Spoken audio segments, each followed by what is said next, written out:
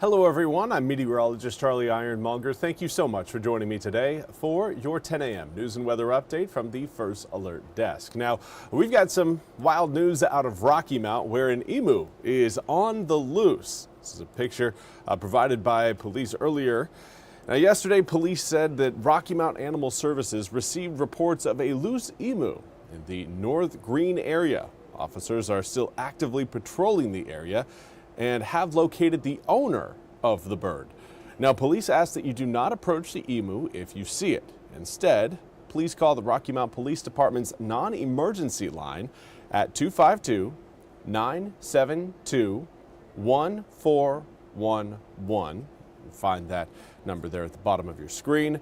Again, that is to report the location of the emu.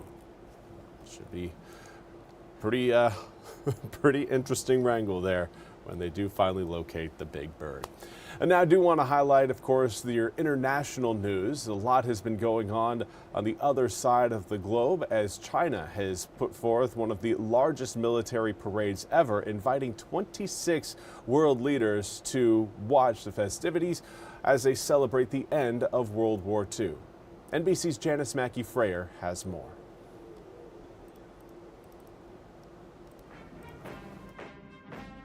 Overnight, a show of strength, China's largest ever military parade in Beijing. Starting with cannons firing 80 times to mark 80 years since the end of World War II. The entire spectacle sending a clear message from Chinese President Xi Jinping about patriotism and power here. But an even bigger show, the diplomatic grandstanding of who attended. The leaders of Russia, North Korea, Iran, and nearly 24 countries. The first time that Xi, Kim Jong-un, and Vladimir Putin have appeared together, just weeks after President Trump's meeting with Putin in Alaska. On Truth Social, President Trump posting a message to Xi saying, "Please give my warmest regards to Vladimir Putin and Kim Jong-un as you conspire against the United States of America." China's military has expanded under Xi's watch, today unveiling new hypersonic anti-ship missiles, underwater drones, and what's being billed as the world's most powerful laser. 10,000 troops marched with precision through Tiananmen Square, reviewed by Xi. From the sunroof of his limousine, Xi called out, "Greetings, comrades." And soldiers answered him, "Fight to win." Months of preparations and rehearsals have gone into this. From where we are, 6 square miles are in complete lockdown, with the country and the world watching not only the show, but who's watching it. Kim grabbing the spotlight from the moment he arrived in a bulletproof train with his daughter, Kim Ju-ae, tapped as a potential successor. In his speech, Xi said the Chinese nation is a great nation that fears no tyranny, and he warned China's rise is unstoppable. And again, that was Janice Mackey-Freyer reporting. Now I want to turn our attention to your weather forecast. Today is yet again another very comfortable day with below average air temperatures, below average humidity, and a breeze out of the northeast that is going to keep those first two factors in play through the rest of the day.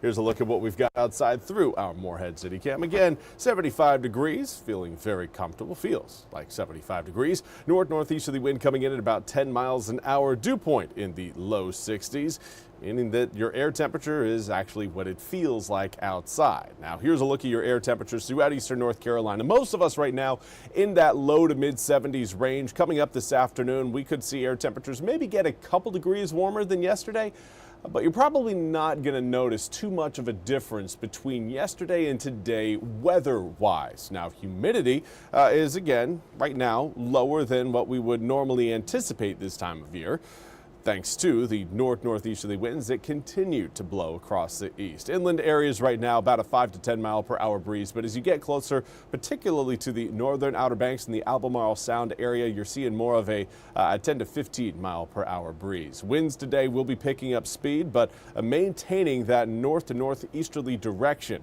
Later on tonight, those winds will go calm and swing right on back around to the southwest. This will be the start of the warm-up that will take us back into the low 90s by the time we get to Saturday, possibly even by the time we get to Friday.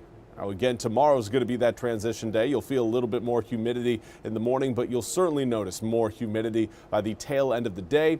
And as we make our way into Friday, that humidity will be a little bit more pronounced. Now, we're not going back to, dog days of summer type conditions, but we are going to see again a rise in humidity and a rise in heat that will bring back your heat index, a feels like temperature that could push the upper 90s, possibly try to flirt with the triple digits. I don't think we'll quite get there, but a heat index between 95 to 99 degrees is expected coming up on Saturday, possibly even Friday as well. Now, here's that big cold frontal system. It's not actually that system, it's the system that bigger one is going to swing into eastern North Carolina, really swing across the east coast of the United States. Now you're seeing that little patch of green near Winnipeg, just north of North Dakota in Canada.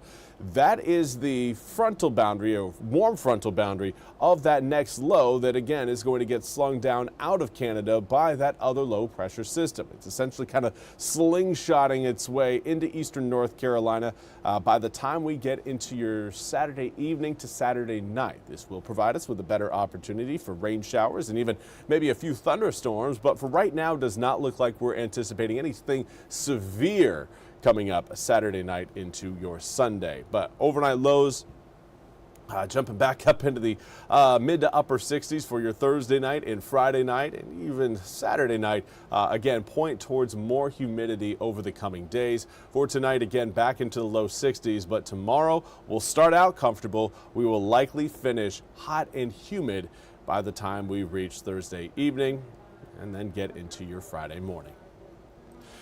That's all we have time for today's 10 a.m. news and weather update from the First Alert Desk. I want to thank you all so much for joining me. We'll be back with more news and weather coming up at the top of the hour. Until then, have a wonderful Wednesday.